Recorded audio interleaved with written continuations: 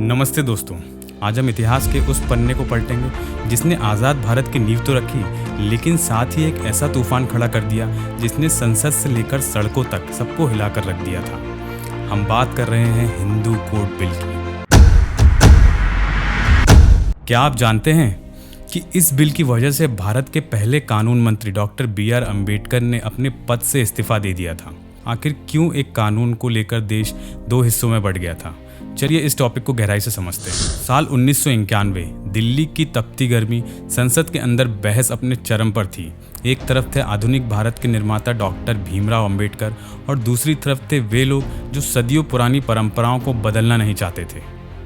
सवाल सिर्फ एक कानून का नहीं था, सवाल था क्या आज़ाद भारत में महिलाओं को बराबरी का हक मिलेगा? क्या एक बेटी को पिता की संपत्ति में हिस्सा मिलेगा? और क्या एक महिला को अपनी मर्जी से जीने का अधिकार मिलेगा? आखिर हिंदू कोड बिल क्या था?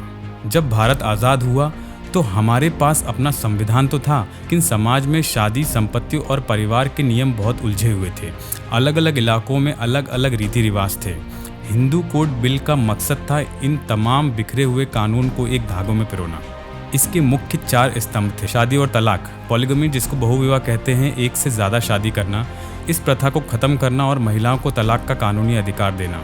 बच्चा गोद लेना यानी अडॉप्शन, इसके नियमों को सरल और स्पष्ट बनाना।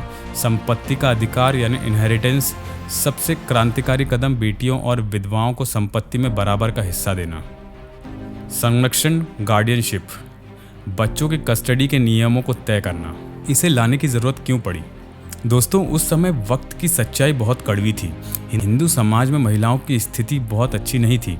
एक पुरुष कितनी भी शादियां कर सकता था, लेकिन महिला के लिए कोई रास्ता नहीं बचता था।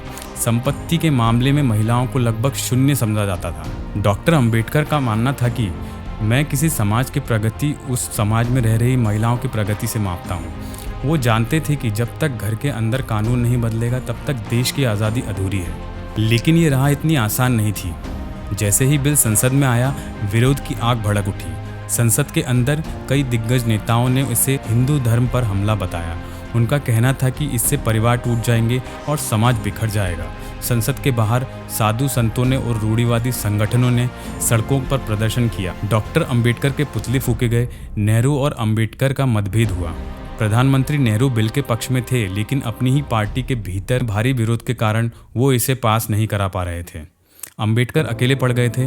उन्होंने संसद में घंटों भाषण दिए, एक एक आपत्ति का जवाब दिया, लेकिन विरोध इतना बढ़ा कि बिल को टुकड़ों में बांटने की बात होने लगी।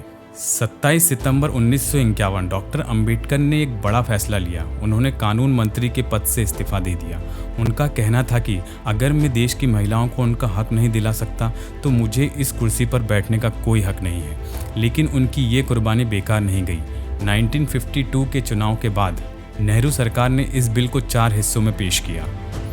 Hindu marriage act 1955, Hindu succession act 1956, Hindu minority and guardianship act 1956, Hindu adoption and maintenance act 1956। आज जो हमारी समाज की महिलाएं संपत्ति में हक पाती हैं या कानूनी तौर पर सुरक्षित महसूस करती हैं, उसकी नींव इसी संघर्ष से रखी गई थी।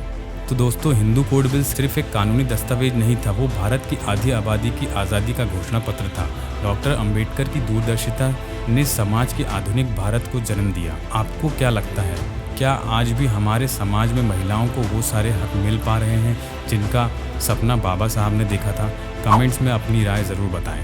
अगर आपको ये जानकारी अच्छी लगी तो मेरे चैनल को सब्सक्राइब करें और इस वीडियो को शेयर करें। जय हिंद।